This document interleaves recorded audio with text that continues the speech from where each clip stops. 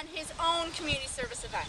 Now I just want to tell you guys, first of all, thank you for coming. We really appreciate the support that you're showing Eliot today and the support that you're showing for Creatively Caring. Also, I wanted to tell you, as Eliot's sponsor, he planned this whole entire thing by himself. He came up with the idea of what he wanted to do, respecting wildlife, the title and everything. He came up with the projects that he wanted to give to everybody. Well, we helped him make the projects because he's not a really good sewer yet, but he came up with the projects. He did his entire speech and presentation all by himself. So you guys got to hear this. His mom and dad didn't help him with anything. Actually, Colleen said to me yesterday, I was in shock at how well he did. He wrote his speech a lot better than I could ever do. So I just want to let you guys know that he did this all by himself, and I'm going to present Eliot with his presentation, Respecting Wildlife. Yay. Thank you for coming to the Creatively Caring, Respecting Wildlife event. My name is Eliot, and I'm a second grader at Greenbrier Elementary School. One of the reasons I organized this event is that I love animals.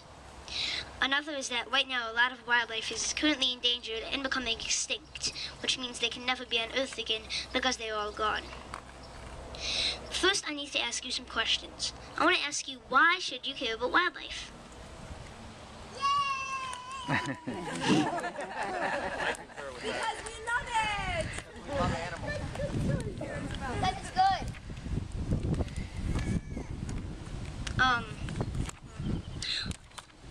One of the reasons I care about wildlife is because of the food chain. A food chain is a kind of chain, and each animal represents a link. What happens if you cut a real chain in half? It would break. So that's what happens with a food chain. So let's say there's a food chain and grass is at the bottom. A grasshopper eats the grass, a toad eats the grasshopper, a snake eats the toad, and a hawk eats the snake. The toad loses its home and becomes extinct. The snakes don't have enough to eat, so they have to move. The hawks don't have enough either, so they move.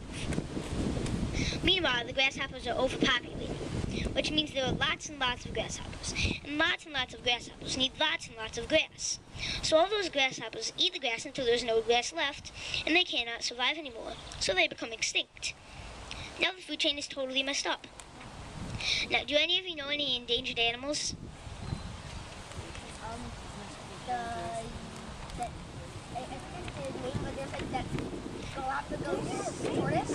Galapagos tortoise? Yeah, there's only one left of those. Yeah? I thought I heard that people might have found a second. No, that's another species, I think. Oh. I'm not sure whether.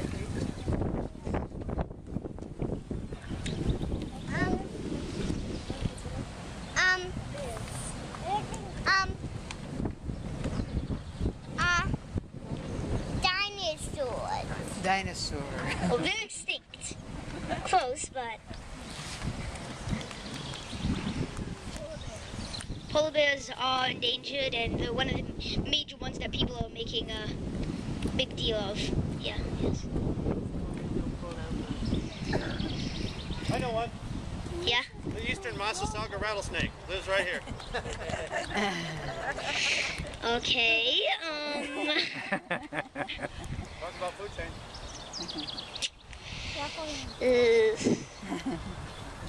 The polar bears, as he said. Oh, you?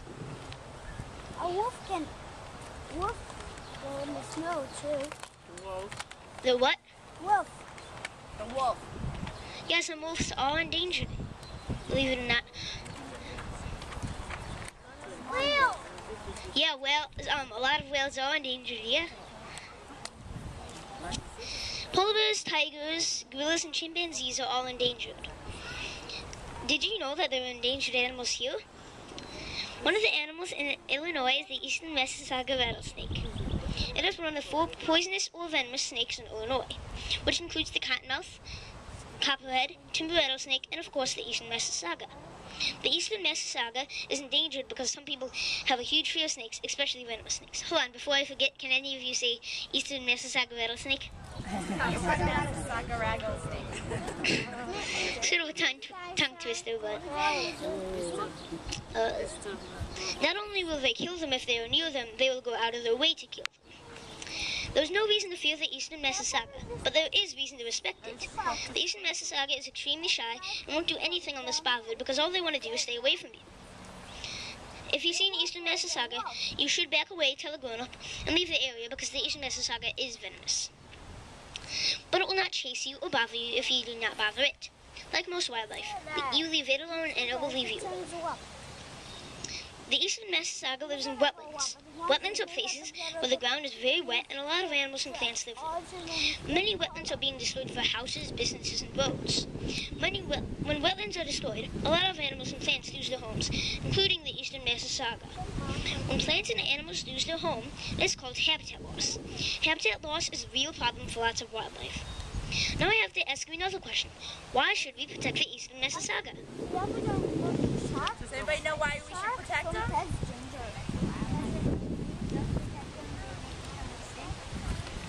Yeah, but yeah.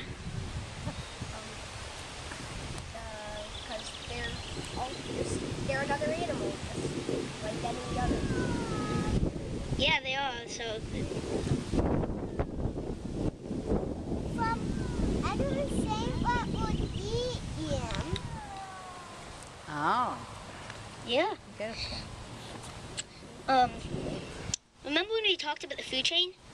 The Eastern Massasauga has the same purpose as the snake in that food chain. It eats mice, frogs, other snakes, and provides food for animals such as hawks, owls, and cranes. Now that you know about wildlife problems, you can help solve them. One way is to tell other people about everything we talked about today. Another is to find out more about animals by reading National Geographic magazines or looking it up online at www.nationalgeographic.com/kids. I really want wildlife to become something we can enjoy without having to worry about it not being there, and I hope you will too. Questions or comments?